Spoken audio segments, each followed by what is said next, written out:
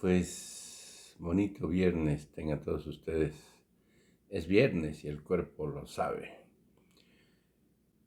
No se les olvide darnos like acá abajo la campanita, échenos la mano. Pues desde Chihuahua la mañanera. Bienvenidos a este canal de YouTube Nelter de la Cruz. Por ahí.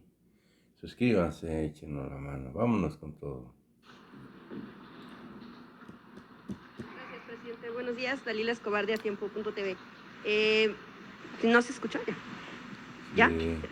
Buenos días, presidente. Pues preguntarle sobre este caso, precisamente lo que ustedes mencionan, ya hay investigaciones en curso, ya se iniciaron, pero bueno, pues independientemente de este hecho, lo que algunas casas de migrantes informaron en un comunicado es que justo, y bueno, pues sí, se debe al tema de la política migratoria que se tiene. Yo quisiera preguntarle a usted, independientemente de las investigaciones, como Estado, como país de tránsito, ¿qué es lo que permite que sucedan este tipo de situaciones? Y también saber si en efecto no se pasó por un retén, porque se mencionaba que sí había pasado por algunos retenes y que precisamente pudo haberse eludido el hecho de que iban migrantes en esta caja de tráiler. Bueno, primero expresar nuestro dolor por estos hechos tan lamentables, tristes, y enviar un abrazo fraterno a los familiares de los que perdieron la vida en este accidente. Eso es lo principal. Duele mucho cuando se dan estos casos. Hemos venido insistiendo de que hay que atender las causas que originan estos lamentables hechos. Y les puedo hablar de dos eventos recientes en los que he tratado el problema. Mi intervención en la ONU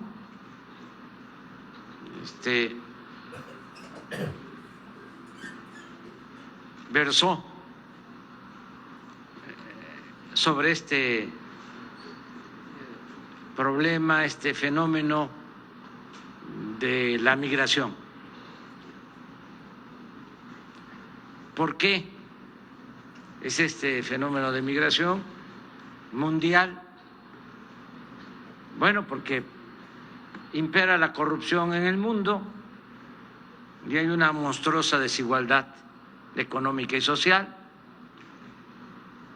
y hay regiones del mundo completamente en el abandono. Hay 750 millones de seres humanos que sobreviven con $2 diarios, mientras una minoría vive colmada de atenciones, de privilegios, acumulando cada vez más riqueza mediante la especulación financiera y sin escrúpulos morales de ninguna índole. Eso lo expresé en la ONU. Pero además hablé del caso de Centroamérica, en particular. A la semana, en la Casa Blanca, volví a tratar el tema. Inclusive pidiendo que se actuara de inmediato, porque es muy grave la situación. No es este lamentable caso. Hemos tenido que enfrentar otros casos también de violencia, donde son agredidos migrantes, y propusimos que de manera urgente se aplicaran en Centroamérica los programas de bienestar que estamos nosotros aplicando en Chiapas. Se lo propuse al presidente Biden. El Sembrando Vida, el de las becas para los jóvenes, el de jóvenes construyendo el futuro. Y me acuerdo, y ahí están los textos, a lo mejor hasta podrían ponerlo, de que hablé de que habían alrededor de 300,000 personas en riesgo de migrar en Centroamérica y que había que actuar de inmediato. No se ha podido lograr el que se atiendan las causas que originan el fenómeno migratorio. Ojalá y esto, porque estas desgracias tienen que servir este dolor para que se tome conciencia y se atienda el problema de fondo. ¿Considera que en Estados Unidos hay voluntad política, pero Sí, no hay acción? pero No hay acción. Hay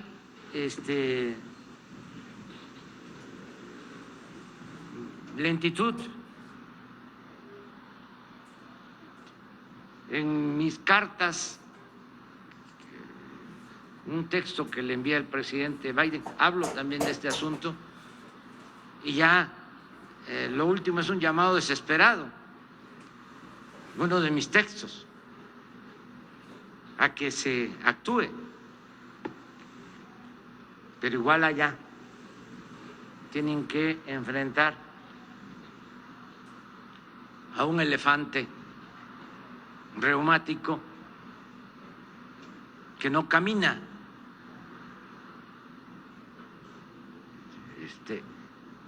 No actúan de manera ejecutiva, y esto pues amerita una atención urgente. Eso es lo que puedo comentar.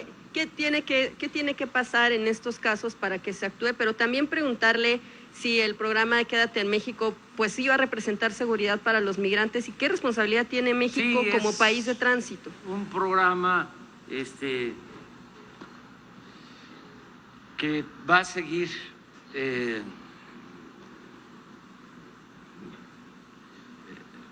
permitiendo que cuidemos nosotros a los migrantes, y lo vamos a seguir haciendo, pero estamos hablando de flujos migratorios de miles de personas. Entonces, hay que atender el problema en las comunidades de origen, que la gente no se vea obligada a emigrar. Esa es la mejor opción. Y lo otro, que también se los planteé, tanto al presidente Biden como al primer ministro Trudeau, es de que se acepte una realidad. Se requiere, tanto en Estados Unidos como en Canadá, fuerza de trabajo. No tienen mano de obra.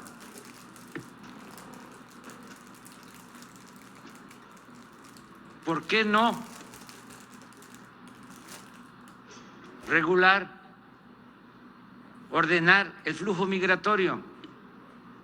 ¿Por qué no implementar de inmediato un programa de visas temporales de trabajo? En Canadá se tiene y funciona. En Estados Unidos hay también un programa, pero muy limitado. Desde luego, no es un asunto sencillo para el presidente Biden. Yo noté que él tiene voluntad de apoyar a migrantes, incluso presentó una iniciativa para regularizar la situación de los migrantes mexicanos, a 11 millones de migrantes, pero hay oposición y hay también allá politiquería.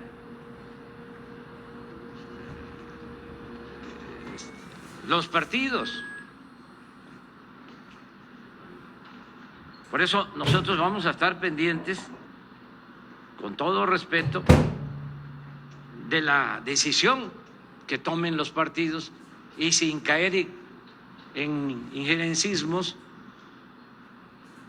vamos a señalar respetuosamente qué partido ayuda, apoya a migrantes que por necesidad tienen que irse a buscar la vida, a trabajar honradamente en Estados Unidos, y qué partidos no. No vamos a quedarnos callados si maltratan a los mexicanos en Estados Unidos. Ahora que fui, puse el énfasis en que hay 38 millones de mexicanos en Estados Unidos. El segundo grupo de población hispano son los hermanos puertorriqueños, 5 millones. Pero los mexicanos son 38 millones. Y la comunidad cubana, los hermanos cubanos, que tienen mucha influencia en Estados Unidos, son 4 millones. ¿Y por qué el maltrato a los 38 millones de mexicanos? Y no solo hablamos por los mexicanos, hablamos por todos los migrantes. Y ese es el plan que estamos proponiendo para Centroamérica. Esto es la mejor forma de evitar estas tremendas desgracias.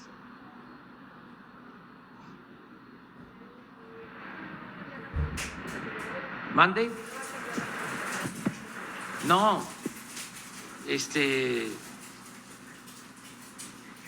al contrario, vamos a seguir insistiendo en que el problema migratorio no se resuelve con medidas coercitivas, sino que tienen que darse oportunidades de trabajo, de bienestar a los migrantes, porque la gente no sale de sus pueblos por gusto, lo hace por necesidad. Entonces, ¿qué es lo que hay que hacer en Guatemala? ¿Qué es lo que hay que hacer en Honduras, en El Salvador? Pues invertir,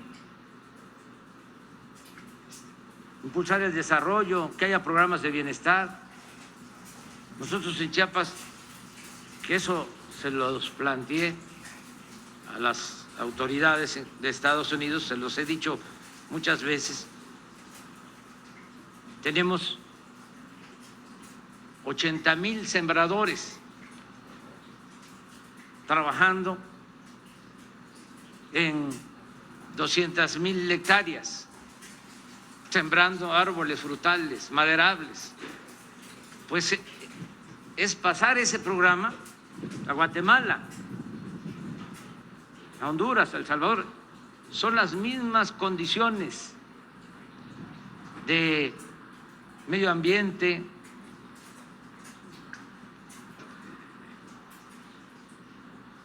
Chiapas pertenecía a Centroamérica.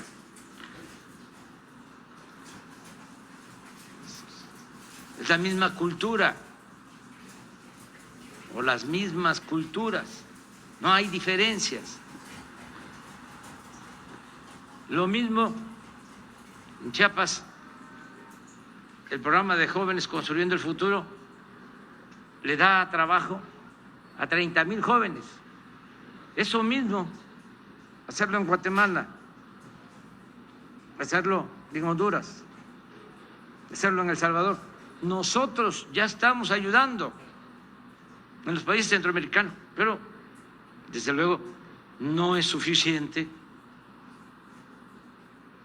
Estamos nosotros entregando becas y apoyando en Centroamérica, pero se requiere un programa de urgencia para evitar que la gente tenga que emigrar y además pues quitarles a los traficantes de personas ese negocio inhumano que llevan a cabo.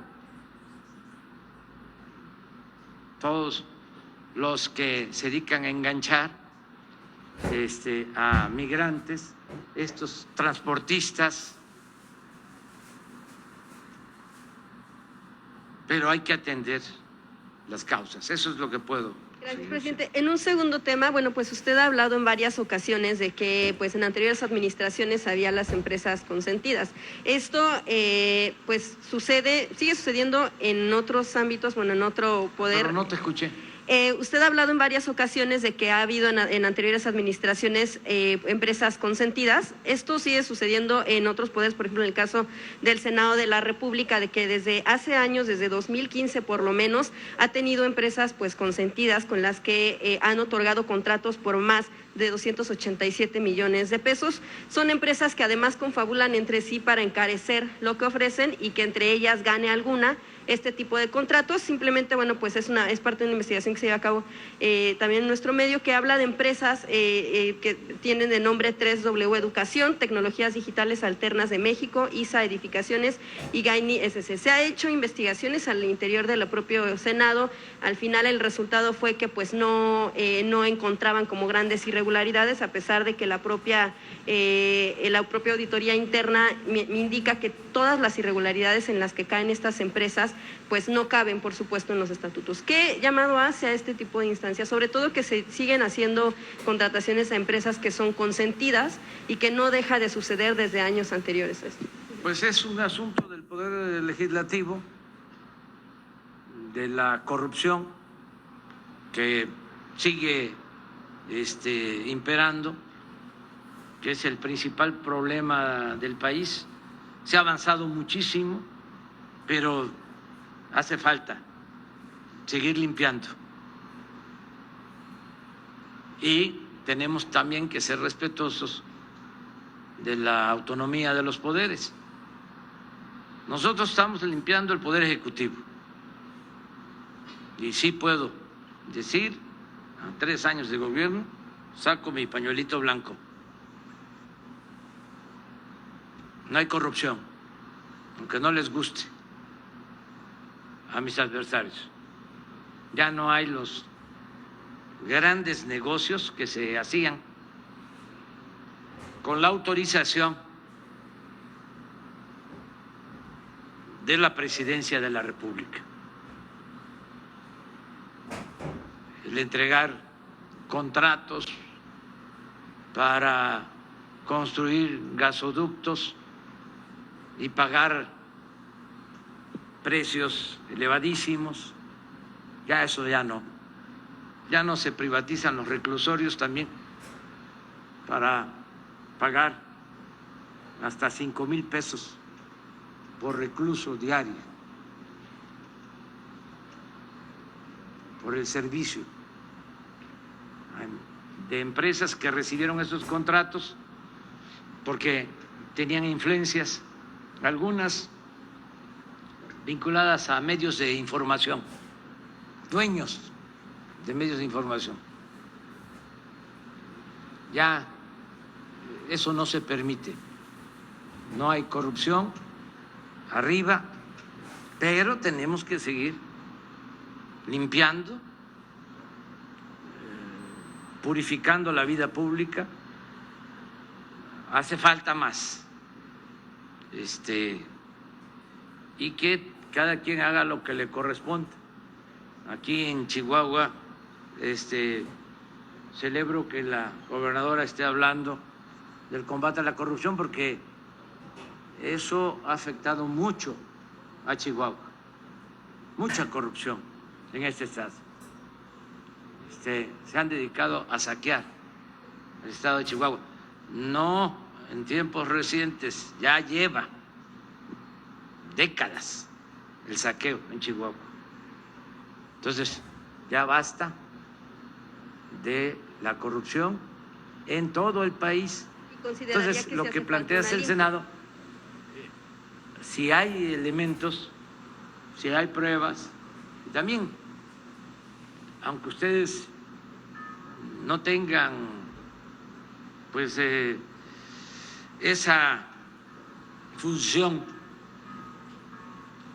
porque su trabajo es informar, hacer investigaciones y dar a conocer todas estas anomalías, pues también que ayuden, y como ciudadanos, mujeres y hombres, si tienen esas pruebas, hay que presentarlas.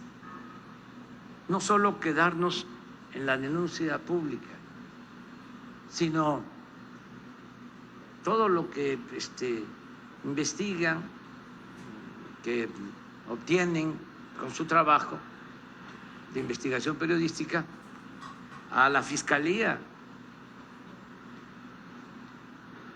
Ayudan mucho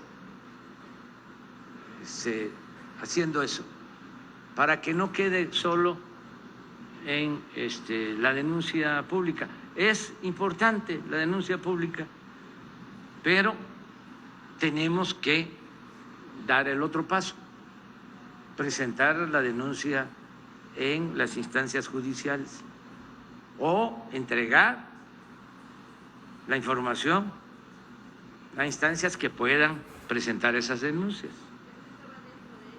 ¿Mande? De hecho, estaba dentro del propio legislativo esa investigación, está dentro de la propia auditoría. Y hay que seguir ahí y denunciándolo. Y no cansarse, no darse por vencidos. Finalmente, nada más, ¿cómo le fue con los empresarios ayer? ¿Sí le hablaron de este tema de la reforma energética, energías limpias? ¿Cómo le fue ayer? Sí, hablamos con mucha claridad, franqueza y también con respeto. Hablamos sobre el tema de la industria eléctrica y les dije que se abusaba en otros tiempos y se pensaba nada más en el negocio privado, en que le fuera bien a una empresa,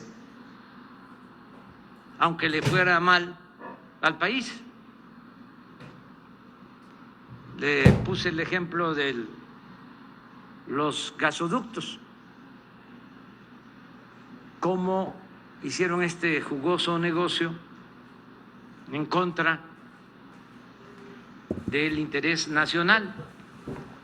Engañaron de que iban a construir 12 termoeléctricas y que necesitaban gas para abastecer esas termoeléctricas. Entonces Claudia, no hicieron las termoeléctricas, pero sí compraron el gas a precios elevadísimos en beneficio de las empresas. Hicieron su agosto.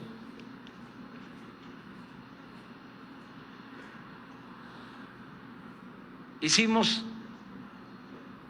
una negociación, se redujo el precio que se había pactado originalmente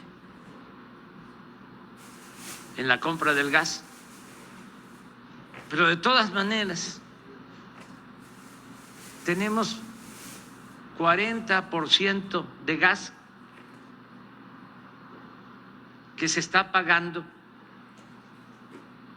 sin que podamos usarlo,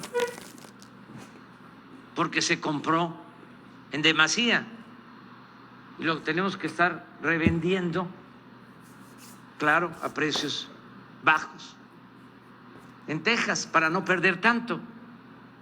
Europa. estos empresarios o traficantes de influencia pues no pensaron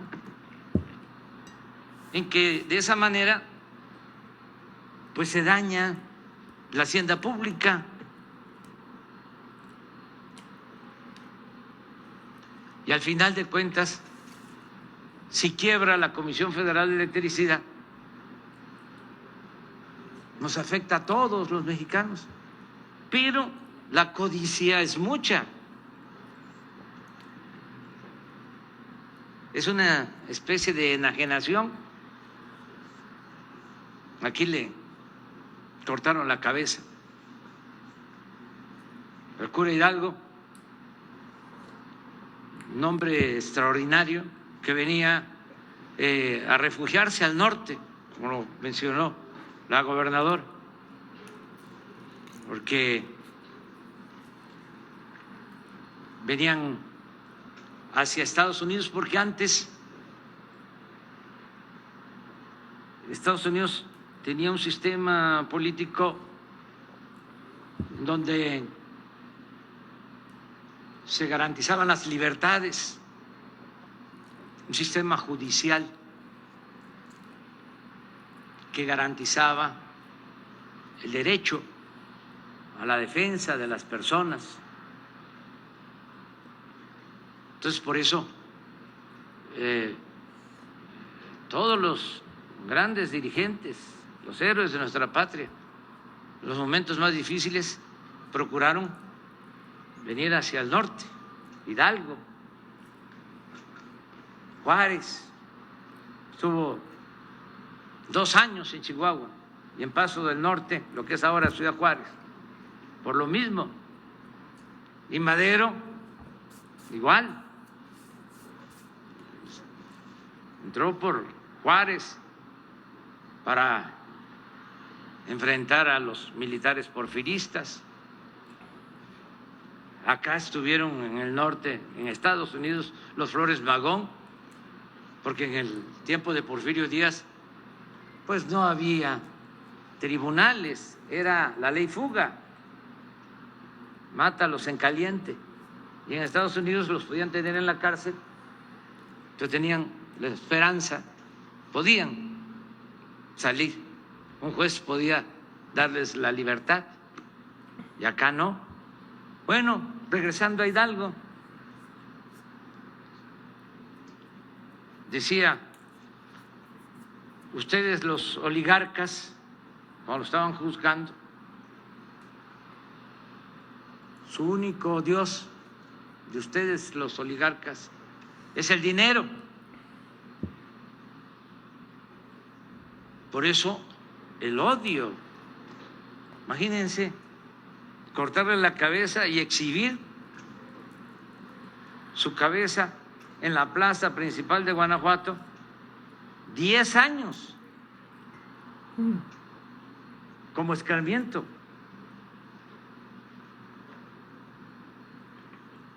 Al padre de nuestra patria. Entonces, la ambición al dinero. Entonces, ayer hablamos de eso. El caso de la industria eléctrica, lo mismo. ¿Cómo es posible que una empresa, una gran corporación económica, financiera, pague menos luz proporcionalmente que lo que paga un hogar, un consumidor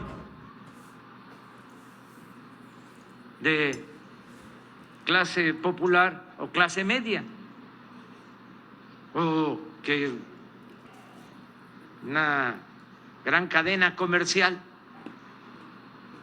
pague menos luz que lo que paga una tienda de abarrotes en un pueblo, en una colonia, que tienen que apagar sus refrigeradores, mientras las grandes tiendas comerciales, las corporaciones, día y noche mantienen sus centros comerciales alumbrados como si fuese de día. Pues eso hablamos. Entonces, ¿cómo buscar un arreglo porque resulta que estamos subsidiando a los consumidores, pero es más el subsidio que se destina a las grandes empresas, mucho más.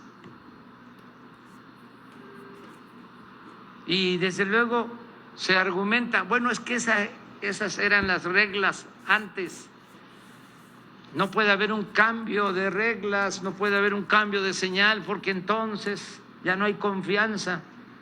Pues sí, esas eran las reglas y es legal porque pues eran los dueños del país y hacían las leyes a la medida de sus intereses. Hasta compraban a legisladores para llevar a cabo sus reformas.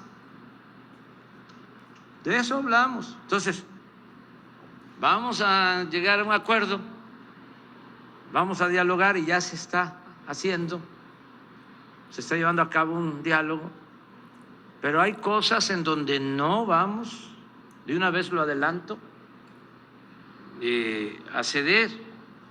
Por ejemplo, en lo que tiene que ver con el dominio de la nación sobre el litio.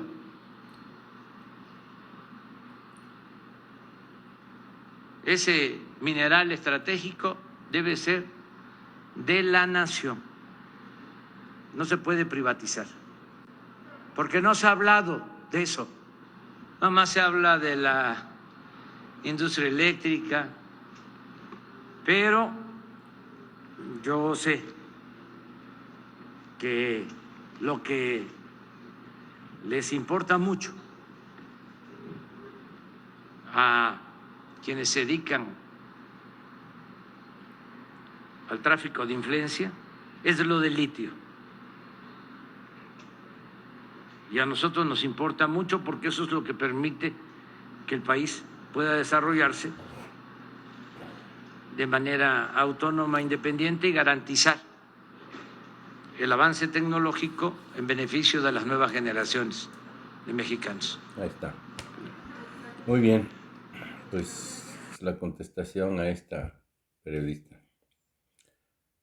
que va y investiga, pero que dice López no lo llevas a la fiscalía.